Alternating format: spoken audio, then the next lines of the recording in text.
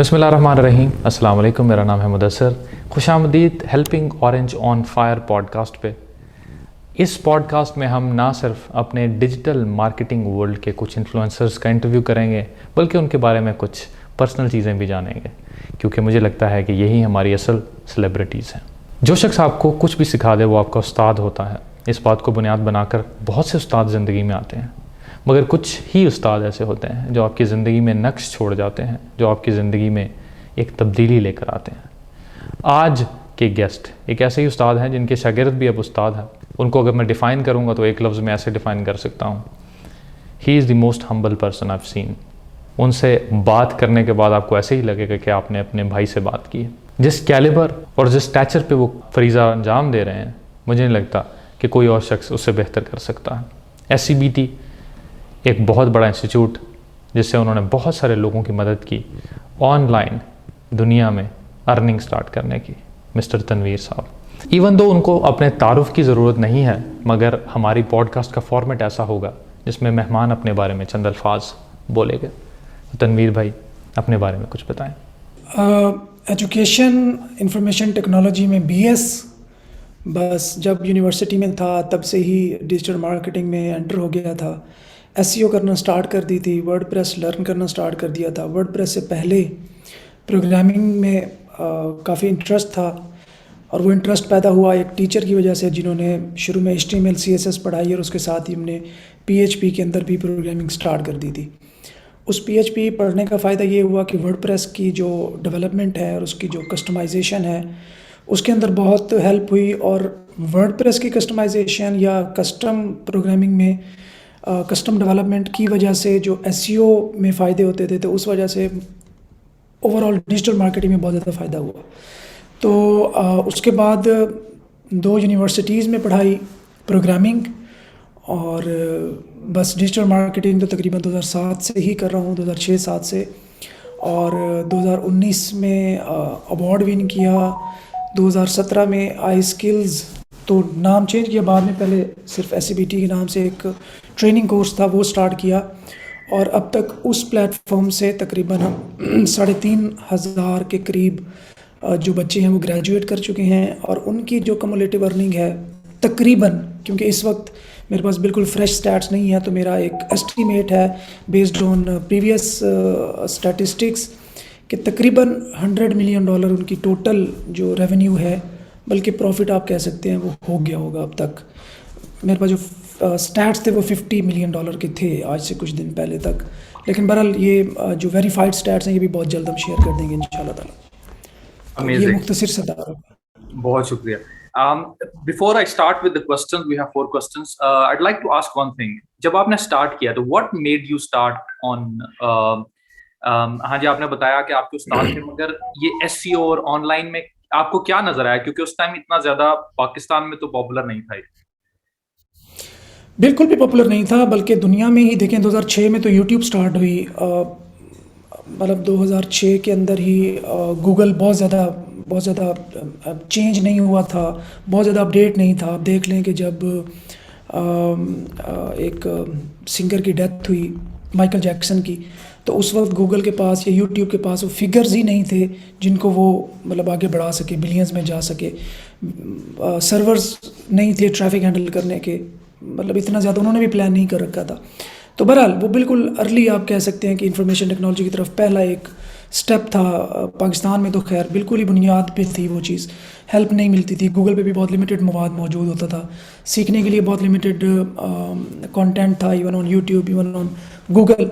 तो बहरहाल वो सेल्फ लर्निंग और पंगे ले के, जिसको आप कह सकते हैं ना, ट्राई करके सीखने का टाइम मिला।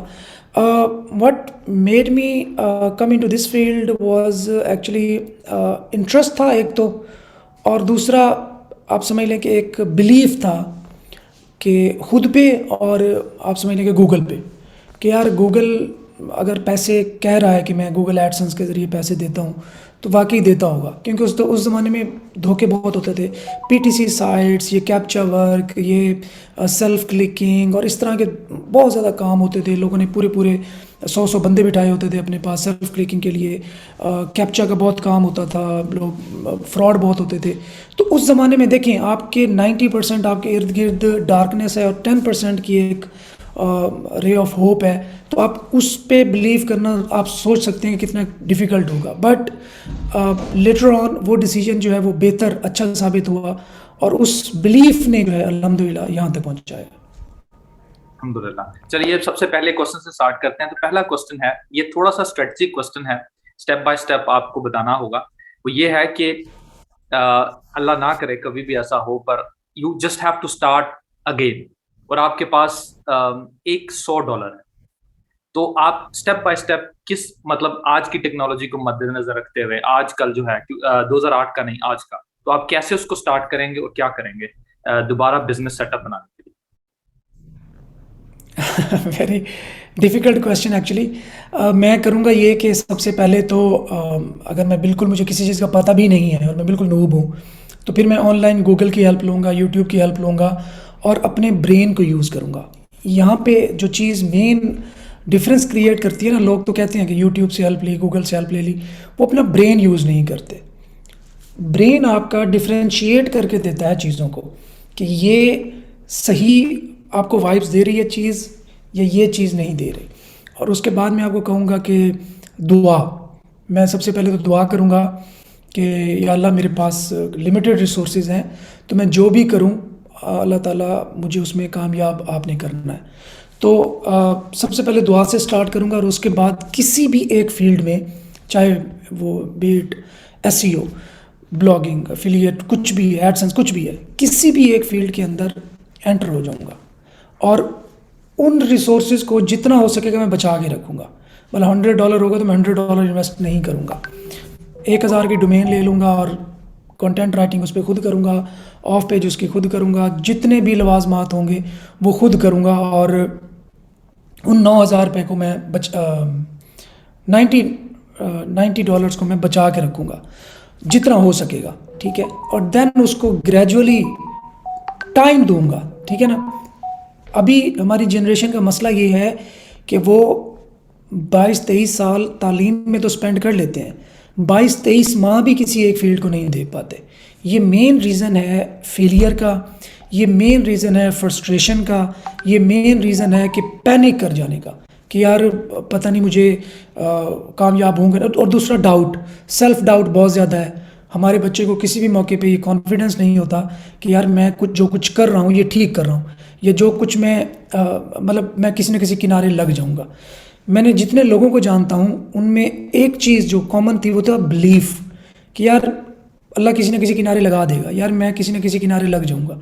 तो बहरहाल मैं सेल्फ बिलीफ रखते हुए अपनी वेबसाइट स्टार्ट करूँगा और इन केस वो फेल भी हो जाती है, इन वर्स्ट केस सिनेरियो, तो उसके बाद मैं चुप करके बैठ नहीं जाऊँगा, ठीक है।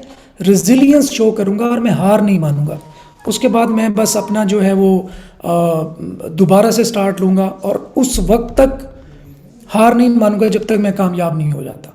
मतलब मैं या तो बिल्कुल ही $100 भी मुझसे चला जाए फिर भी मैं हार नहीं मानूंगा और उस वक्त तक मेहनत करूँगा जब तक मैं कामयाब ना हो जाऊँ। सो ये स्टेप बाय स्टेप देखें ना आप। अगेन मतलब 2-3 इंग्रेडिएंट्स इसमें मैं निकालूँ तो वो है सेल्फ बिलीफ, प्रेयर्स और ब्रेन का इस्तेमाल। मैं बहुत ज़्यादा कामयाब लोगों को पढ़ता हूँ, बहुत ज़्यादा बायोग्राफीज़ पढ़ने का मुझे शौक़ है, मुझे डिफरेंट लोगों के डिफरेंट एस्पेक्ट्स जानने का शौक़ है। और इस सब के दौरान अपने माइंड को आपने बड़ा वास्ट अपना ओपन रखना होता है। तो दैट्स ऑल। ठीक है, चलो इसको थोड़ा सा स्पेसिफिक करने के लिए आपने एसईओ फील्ड सेलेक्ट कर ली, आपने एक डोमेन खरीद ली, आपके पास $90 बाकी बचे हुए। अब आप क्या प्रेफर करेंगे कि आप किसी को उस्ताद, क्योंकि आप बिल्कुल न्यू हैं, तो आप किसी को उस्ताद बना लें, तो उस्ताद किसी को सिलेक्ट कर लेना चाहिए, या आप कोशिश करेंगे कि जो मैं ऑनलाइन सीख सकता हूँ वही कंटिन्यू करूँ? बड़ा इंपॉर्टेंट क्वेश्चन है, बहुत ज़बरदस्त क्वेश्चन है। देखें, उस्ताद तो समझ लें कि मेरा था ही सही ना, गूगल तो था। अगर एक फिज़िकल उस्ताद नहीं है तो गूगल पे भी लोग ही लिख रहे थे ना उस वक्त भी। मैं लेट्स सपोज WP बिगिनर उस वक्त बिल्कुल स्टार्ट हुआ था। इस तरह की दूसरी वेबसाइट्स होती थी, स्टैक ओवरफ्लो से बहुत ज़्यादा हेल्प मिलती थी। तो वहाँ पे भी लोग ही लिख रहे थे, तो इस एक तरह से वो भी उस्ताद ही हुए ना मेरे।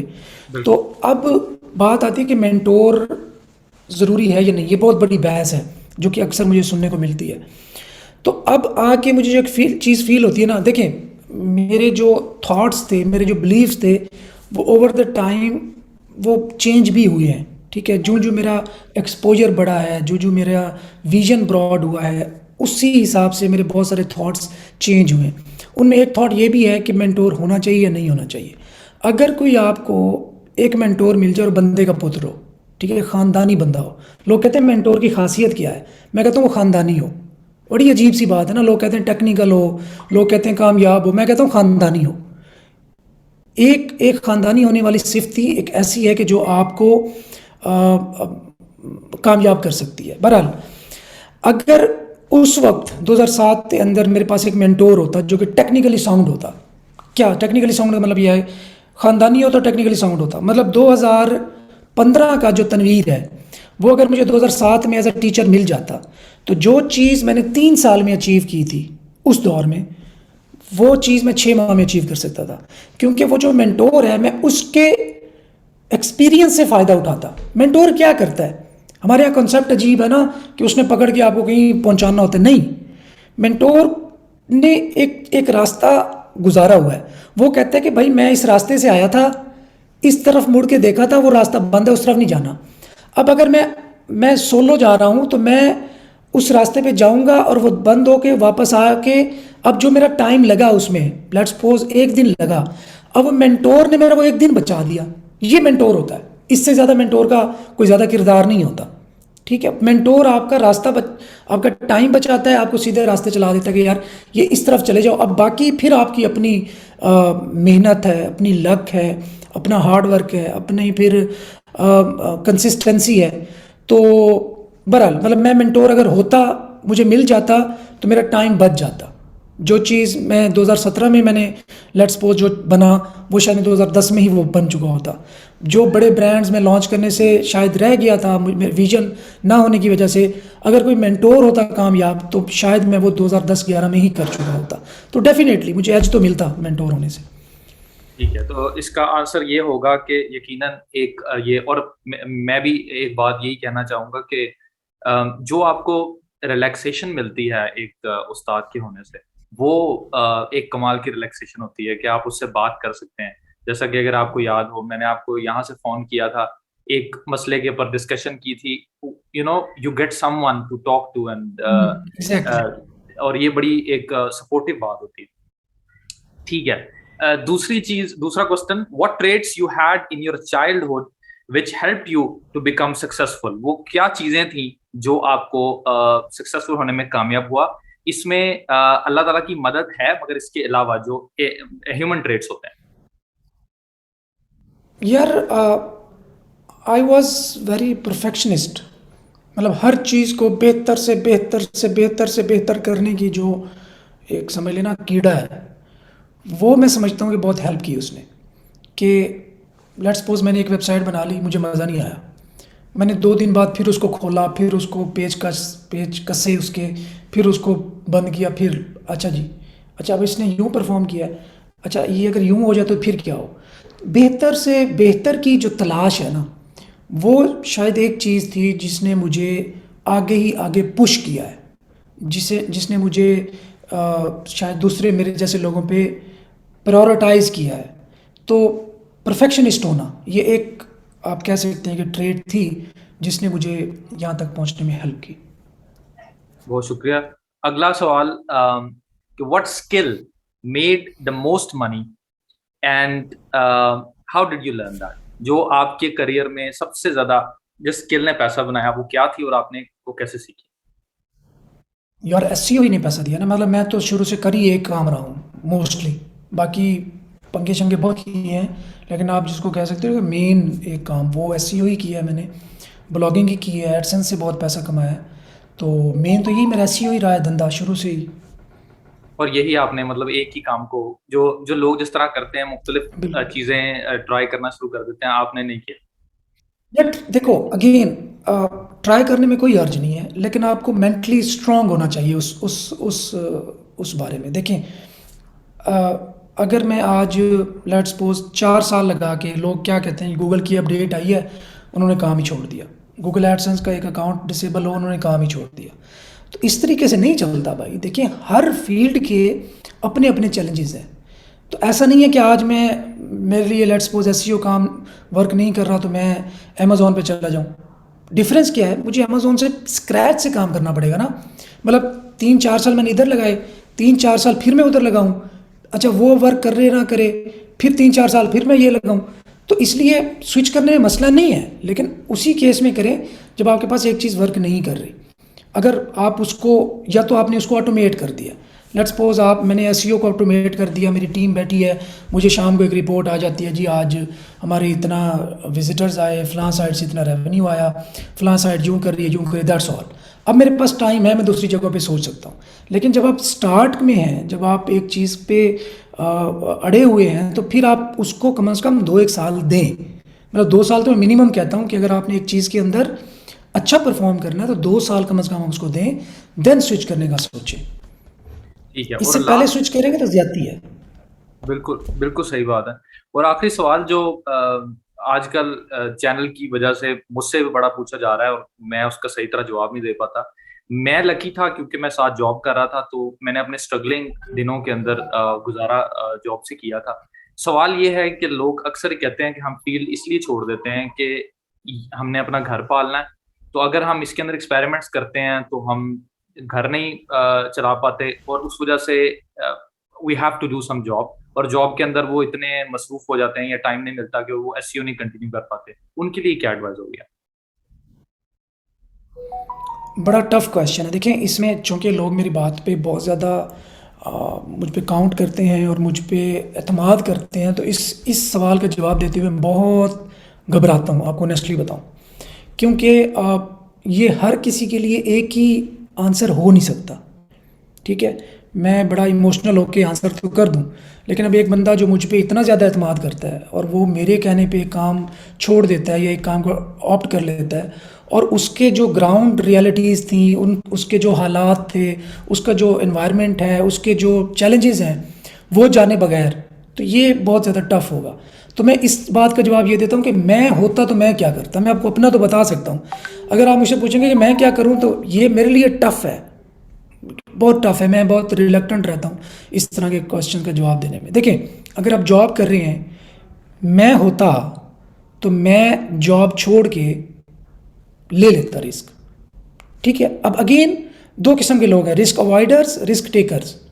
रिस्क अवॉइडर वो है कि भाई मुझे 60,000 जॉब का सैलरी आ रही है, 5 तारीख को पैसे आ जाते हैं, महीना मेरा सुखी गुजरता है, 5,000 में बिल देता हूँ, 10,000 के घर के सौदा सलफ आता है, 10,000 बच्चों के लेते हैं, 5-10,000 मुझे बच जाता है, मैं किसी शहर जाके हो आता हूँ, मैं सुखी हूँ। That's fine. मतलब आपको ज़रूरी नहीं है कि उसको पुश करें, और जी बिजनेस करो, और जी एसईओ करो, और जी ऑनलाइन, ज़रूरी नहीं है। देखें, हर इंसान अपने अपने अंदर, मतलब वो उसकी अपनी एक समझ ले सोच है, उसकी अपनी लाइफ है।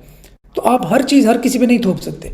हाँ, मैं होता, क्योंकि मैं आपको बता रहा हूँ, मैं एडवेंचरर हूँ, मुझे एडवेंचर करने का शौक़ है। ठीक है, मतलब मुझे कोई मुश्किल वक्त भी मुझ पर पड़ जाए तो मैं उसको भी समझ लें कि एक अल्लाह ना करे मुश्किल वक्त आए किसी पे, लेकिन मैं उसको भी थोड़ा बहुत इंजॉय कर लेता हूँ। मतलब मैं आपको एक बात बताऊँ, मैं दरख्त से गिरा, तकरीबन 8-10 फुट मीटर ऊंचा गिरा मैं बैग के बल, और मेरी बैग तकरीबन काम करना उस वक्त छोड़ गई, और मैं उसको मुस्कुरा रहा था। तो मतलब हर किसी की लाइफ इक्वल नहीं होती। मैं हूँ तो मैं जॉब नहीं कर सकता, मैं समझता हूँ कि मैं जॉब के लिए बना नहीं हूँ। मैं डिक्टेशन नहीं ले सकता, मुझे कोई डिक्टेट नहीं कर सकता, मुझे कोई ये नहीं कह सकता कि नहीं ये यूँ ऐसे नहीं होगा, ऐसे करो। ठीक है, मेरा थोड़ा बॉसी एक पर्सनैलिटी है। तो हर किसी के लिए हर चीज़ वर्क नहीं करती। आपने अपनी ग्राउंड रियलिटीज़ को देख के उसकी बेस पर डिसीजन लेना होता है कि यार हाँ, मैं जॉब छोड़ सकता हूँ, क्या मैं 6 महीने अपना पेट पाल सकता हूँ। अच्छा, मैं लैंडलॉर्ड घराने से ताल्लुक़ था, ठीक है, मुझे रोटी की तो टेंशन नहीं है ना, कम से कम मुझे ये तो टेंशन नहीं है कि मुझे गर्म कपड़े मिलेंगे या नहीं मिलेंगे। मुझे इतना तो पता है कि मेरा यार बैक स्ट्रॉन्ग है, ज़्यादा से ज़्यादा अल्हम्दुलिल्लाह प्रॉपर्टीज़ भी हैं, फैमिली स्ट्रॉन्ग है, मुझे इस तरह की, तो मैं ले सकता हूँ रिस्क। अब एक बंदा, उसको 2 वक्त की रोटी के ही लाले हैं, ठीक है, अब वो सोचेगा हाँ भी क्या करूँ। तो बहरहाल I would always opt business, ठीक है। तो लेकिन नॉट फॉर एवरीवन, आपने खुद को एनालाइज करके ही कोई चीज़ें डिसाइड करनी है। ठीक है। और लास्ट चीज है वर्क लाइफ बैलेंस, क्योंकि कुछ लोग ऐसे हैं जैसे राजा भाई हैं, वो बहुत ज्यादा उन्होंने मेहनत की और एक टाइम पे उनके अब बैक पेन भी शुरू हो गई। तो वर्क लाइफ बैलेंस के पर आपकी क्योंकि कुछ ऐसे सीनियर लोग हैं जिनको मैंने सुना कि उन्होंने बोला कि अपने आप को उन्होंने अपने आप को बंद कर लिया और 2 साल उनके बकौल उन्होंने कहा 2 साल मैंने नहीं देखा कि किसी से मिलना है किसी से नहीं मिलना, मैं सिर्फ काम करता रहा। तो आपकी क्या एडवाइस है वर्क लाइफ बैलेंस पर? देखो भाई, मेरी वर्क लाइफ बैलेंस का ये एडवाइस है कि शुरू से लेकर, अगर लेट्स सपोज अभी मैं बैठा हूँ और मुझे $500 का एक कोई कोई प्रोजेक्ट है, कोई भी ऐसा चीज़ है जिसने मुझे $500 का फ़ायदा देना है, $5000 कर लेते हैं। और यहाँ मेरा दोस्त आता है, कहता है चल यार स्नोफॉल हो रही है नथिया गली में, हो आते हैं। तो मैं उस $5000 को आग लगाऊंगा और मैं चला जाऊँगा नथिया गली, ठीक है। आप मेरे, अब अगेन मैं अजीब सा बंदा हूँ थोड़ा सा, तो अब लेट्स सपोज अब क्रिकेट खेल रहे हैं 10 बंदे मेरे दोस्त, मैं यहाँ बैठा हूँ, मुझे काम है, मैं काम छोड़ के क्रिकेट खेलने जाऊँगा। अब मैं क्रिकेट खेलने इसलिए नहीं चाहता कि मेरी ठरक है क्रिकेट, लेकिन मैं क्रिकेट खेलने इसलिए जाऊँगा क्योंकि मुझे पता है कि अगर मैं फिजिकल एक्टिव रहूँगा तो ही मैं ये काम करने के काबिल रहूँगा, तो ही मेरा दिमाग इधर आके काम करेगा। अगर मैंने वो काम छोड़ दिया तो ये ज़्यादा देर में काम नहीं कर सकता बैठे हुए। अगर आपने अपने करियर को प्रोलॉन्ग करना है तो you will have to do exercise, you will have to do sports, you will have to play sports. तो लाइफ देखें, हमने अपनी लाइफ को ना बढ़ाना भी तो है ना, अपने करियर की जो स्पैन है उसको एक्सटेंड भी तो करना है। वो एक्सटेंड तभी हो सकता है जब हम फिजिकली फिट होंगे, फिजिकली फिट होंगे तो मेंटली फिट होंगे, मेंटली फिट होंगे तो ही किसी काम करने जोगे रहेंगे ना। तो ये ज़रूरी है, मैं बार बार अब बच्चों को कहता हूँ कि देखें डाइट का ख्याल रखें, स्पोर्ट्स को नहीं छोड़ना किसी भी कीमत पे। स्पोर्ट्स किसी भी किस्म की हो, अब बैडमिंटन है, फुटबॉल है, क्रिकेट है, कुछ भी फिजिकल एक्टिविटी, मतलब एक दिन में एक दफ़ा आपका हार्ट जो है अपनी फुल कैपेसिटी पे धड़कना चाहिए, डॉक्टर्स कहते हैं। अगर आपने हार्ट को फिट रखना है और हमारा दिल एक पूरी स्पीड पे धड़क जाए तो हम कहते हैं ओहो अटैक ही ना हो जाए, मर ही ना जाए, ठीक है। अब आपको एक दफ़ा, अगर गर्मी है तो आपको दिन में एक दफ़ा पसीना भरपूर आना चाहिए। मुझे अच्छी तरह याद है, हम जून में खेलते थे और जिस जगह पे खेलते थे वो पक्की सड़क होती थी, ठीक है, पक्की सड़क पे खेलते थे और दोपहर 3 बजे, आप सोच सकते हैं मुल्तान की गर्मियाँ कैसी होती हैं, 49, 48, 50 तक चला जाता था दर्जा हरारत। और उस वक्त हम खेल रहे हैं और यकीन कर लें आप, जिस सड़क पे खेल रहे हैं वो सड़क पूरी समझ ले कि वहाँ पे किसी ने छिड़काव किया है पानी का, वो पसीना होता था बह बह के नीचे, सारा वो बिल्कुल पानी पानी हो जाती थी। Yes, it use to happen, मतलब ऐसा होता था। तो अगेन मतलब उस चीज़, आप मेंटली फिट होंगे, फिजिकली फिट होंगे तो मेंटली फिट होंगे, मेंटली फिट होंगे तो आप काम में भी फिट होंगे। सो कभी भी कंप्रोमाइज़ ना करें अपनी फिजिकल हेल्थ पे। ज्यादातर लोगों का प्रॉब्लम ये मैंने देखा है, क्योंकि वो क्या करते हैं कि वो बहुत सारे लोगों को फॉलो कर रहे होते हैं और फॉलो कर रहे होते हैं यूट्यूब पे और डिफरेंट जगहों पे। तो होता यह है कि उनको सही रास्ता नहीं मिलता। तो मैं ये कहना चाहूंगा कि one of the most organised courses you can enroll, उस कोर्स करने के बाद आप लोग ये नहीं बोल पाएंगे कि भी ये टॉपिक कवर नहीं हुआ, इसके बारे में आप कभी कंप्लेन नहीं कर पाएंगे। तो ये मेरी तरफ से है, क्योंकि ये मेरे उस्ताद हैं और ये मैं आपको कहना चाहता हूँ बहुत कि अगर शुक्रिया, अपनी बहुत ज़िंदगी शुक्रिया। बनाना चाहते आपने हैं।